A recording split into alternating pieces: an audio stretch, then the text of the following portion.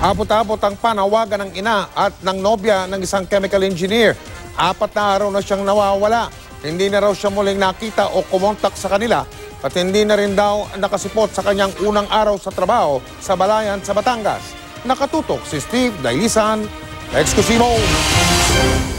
May backpack at bitbit na bag ang 23 anyos na si Michael Kenneth Cruz nang makuna ng CCTV camera sa Bartville Road ng Barangay de la Paz, Pasig, bandang 3:70 ng umaga nitong March 16.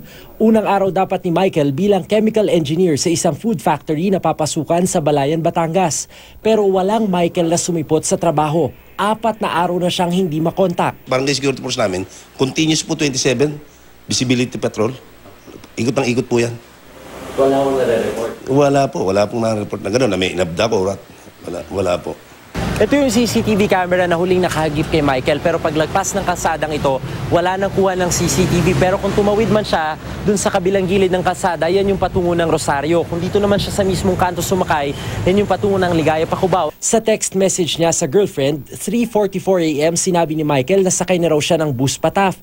4:39 AM nasa sasakyan na raw siya sa Taft, pero dahil naghihintay pa ng pasahero, mag-iikot-ikot daw muna siya. Ito na ang huling text message ni Michael. Excited po yun sa first day of the way. Hanapin ka namin, huwag ka mag-alala. Nag-aalala, tuliro at wala pa halos tulog ang nanay ni Michael. Sabi ni Doris, lahat na ng police station sa Pasay at Quezon City, inisa-isa na nila. Pati ang dating eskwelahan ni Michael sa San Mateo, hininga na rin nila ng tulong. Bait-bait po nung anak ko.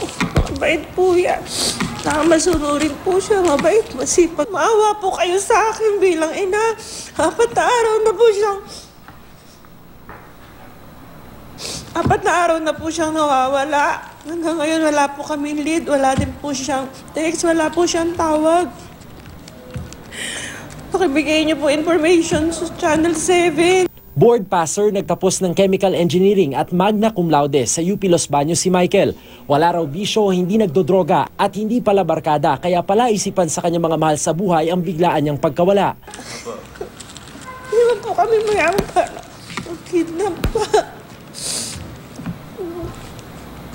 President Duterte, marami pong mahirap pong maging ina, na byuda pa, na nagpapaaral ng anak, nag-graduate na po siya, na alam ko po na makakatulong sa akin bilang ina. Tapos, ito po, 4 na araw na po siya nawawala. Hindi po namin alam kung nasan po siya. Tulungan niyo po kami. Steve Dailisan, Nakatutok, 24 Oras.